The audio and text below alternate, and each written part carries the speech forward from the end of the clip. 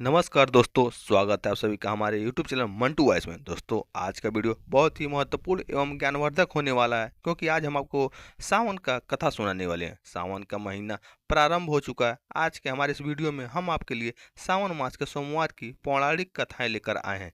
एक समय की बात है, बिलासपुर नामक एक नगर में एक बहुत ही अमीर साहूकार रहता था।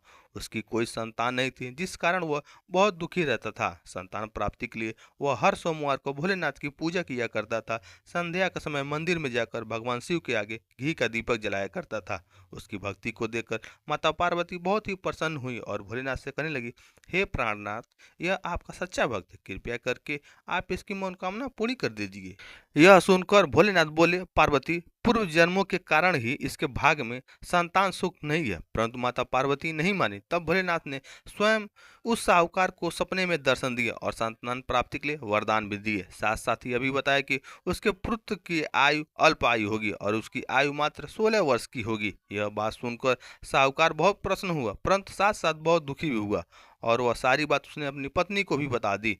पुत्र के अल्पायु होने की बात सुनकर साहूकार की पत्नी भी बहुत दुखी हुई, लेकिन साहूकार ने अपने सोमवार के व्रत का नियम कभी नहीं छोड़ा। कुछ समय बाद साहूकार के घर में एक सुंदर पुत्र रत्न प्राप्त हुई, जिसका उसका नाम उन्होंने विशाल रखा। अब विशाल 11 वर्ष का हो गया था, तो साहूकार ने उसे अपने मामा के साथ शिक्षा ग्रहण के लिए काशी भेज दिया। साहूकार ने उन्हें रास्ते के लिए कुछ खर्च दे दिए और कहने लगा, तुम जहाँ भी रात्र विश्राम करोगे वहीं पर यज्ञ कर कर ब्राह्मणों को भोजन करवा देना। विशाल ने अपने मामा के साथ यात्रा पर निकल पड़ा। रास्ते में वह एक राज्य में पहुंचा, जहां वहां एक राजकुमारी का विवाह हो रहा था।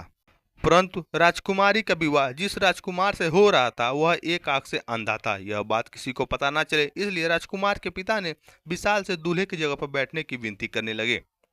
विशाल ने यह विनती स्वीकार कर ली और राजकुमारी से विवाह कर कर विदाई के समय विशाल ने राजकुमारी को सारी बात बता दी और उन्हें अपने पिता के घर पर छोड़ दिया और छोड़कर काशी की ओर चल दिए। जब विशाल 16 वर्ष का हो गया तब उन्होंने यज्ञ का एक आयोजन किया और यज्ञ के बाद ब्राह्मणों को भोजन भी करवाया, अर्थात अन्न वस्त्र भी दान किए। उसी रात्रि निंदा में विशाल की मृत्यु हो गई। उसके मामा जोर जोर से रोने लगे। उनका विलाप सुनकर भोलेनाथ और माता पार्वती वहां पर पहुंच गए। विशाल के मामा का विलाप देखकर माता पार्वती भोलेनाथ से कहने लगी, हे प्रभु, इस व्यक्ति के कष्ट को आप दूर करिए। तब भोलेनाथ बोले, पार्वती, ये वही साहूकार का बालक है जिससे 16 वर्ष तक जीवित रहने का मैंने वरदान दिया था। तब माता पार्वती ने भोलेनाथ से कहा, हे प्राणनाथ, इसके पिता तो 16 वर्ष से सोमवार का व्रत करते हुए आपको भोग लगा रहा है, दीपक जला रहा है, कृपया करके उनके दुख दूर कर दीजिए। माता पार्वती की ऐसी प्रार्थना सुनकर भोलेनाथ ने विशाल को जीवन वरदान दे दिया और वरदान प्राप्त होते ही विशाल जीवित हो गया। स्वस्थ होते ही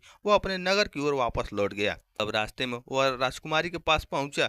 वहां के राजा और राजकुमारी ने विशाल को पहचान लिया। राजा ने राजकुमारी को विशाल के साथ उनके घर की ओर विदा कर दिया। वहीं दूसरी ओर साहूकार यह जानते थे कि 16 वर्ष की आयु में उसके पुत्र की मृत्यु निश्चित है। इस कारण वह बहुत दुखी थे और कष्ट में अपना जीवन व्यतीत कर रहे थे।